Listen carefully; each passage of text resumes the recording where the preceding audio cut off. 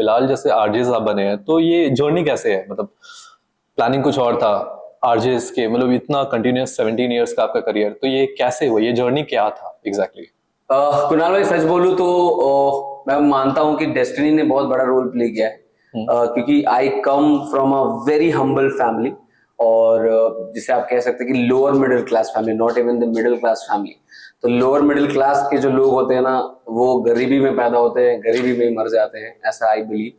And मेरे माता पिता का जो विल पावर था बहुत स्ट्रांग था। वो ओडिशा के लोग थे, वो शहर है जमशेदपुर शहर है। मम्मी का एक सपना था, बेटे बच्चे बच्चियां इनको ऑफिसर बनाएंगे। उनको ये नहीं पता ऑफिसर में क्या बनेंगे, पर ये बनाएंगे।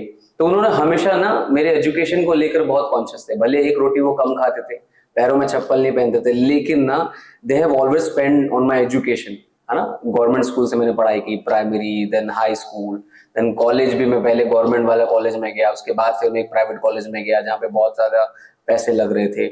तो शुरू से उनका एक ड्रीम था ना कि इनको पढ़ाना है। और जब ये मैं पढ़ना लिखना मैंने शुरू किया, मेरी ये जो ये एजुकेशन चल रही थी, उसी बीच में आई रियलाइज कि मेरे माता पिता के पास अब ज्यादा खर्च करने के लिए नहीं है, और अगर मैंने जॉब नहीं किया तो फिर इनको सब कुछ बेचना पड़ेगा मेरे लिए।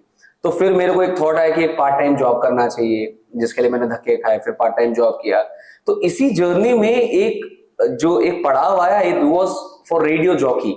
मैं जहाँ काम किया करता था वहां पर मेरे बॉस ने बोला कि एक रेडियो स्टेशन आ रहा है, तुम्हें भी वहां पे ट्राई करना चाहिए। मैंने बोला मैं क्या करूंगा उधर पे, मुझे तो कुछ बोलना भी नहीं आता। एंड ही वाज लाइक कि बहुत सारे अपॉर्चुनिटी होती है, मार्केटिंग में चले जाना है। तो मैंने बोला हाँ ये कर सकते हैं, मार्केटिंग में जा सकते हैं। तो I went to the audition, और ऑडिशन में जाने के बाद जब वहां पर मैंने वो ऑडिशन फेस किया, और उसके बाद जिस तरह के सवाल क्वेश्चंस राउंड हुए, मेरे पास एक ही चीज था वहां पे, more over the talent and skill, वो था मेरा कॉन्फिडेंस। एकदम फराटेदार में जवाब दे रहा था। आई थिंक वो चीज को इम्प्रेस किया उनको। और उसके बाद फिर इस ऑडिशन का जो रिजल्ट आया, इट वाज माइंड ब्लोइंग कि मैं सिलेक्ट हो गया हूँ। अब जब सिलेक्ट हो गया हूँ तो इट वाज लाइक कि यार मैं तो रेडियो जॉकी बन गया, अब क्या करना है। तो फिर एवरी सिंगल डे, हर महीने, हर हफ्ते, इस जर्नी में मैंने एक चीज डिसाइड की कि मुझे सिर्फ सीखना है, मुझे इस रेस से बाहर नहीं होना। भले मैं किस्मत की वजह से आ गया हूँ, भले मैं गलती से आ गया हूँ, पर इसको सही साबित कर देना है कि आई वाज द सही decision of right person. Yes. तो फिर तब से पीछे मुड़कर कभी देखना नहीं हुआ। रेडियो जॉकिंग के 1-2 सालों में रिसेशन आ गया था, लेकिन मैंने अपने आप को इतना प्रूफ किया कि वहां पर 3 रेडियो जॉकी की जॉब चली गई, है ना।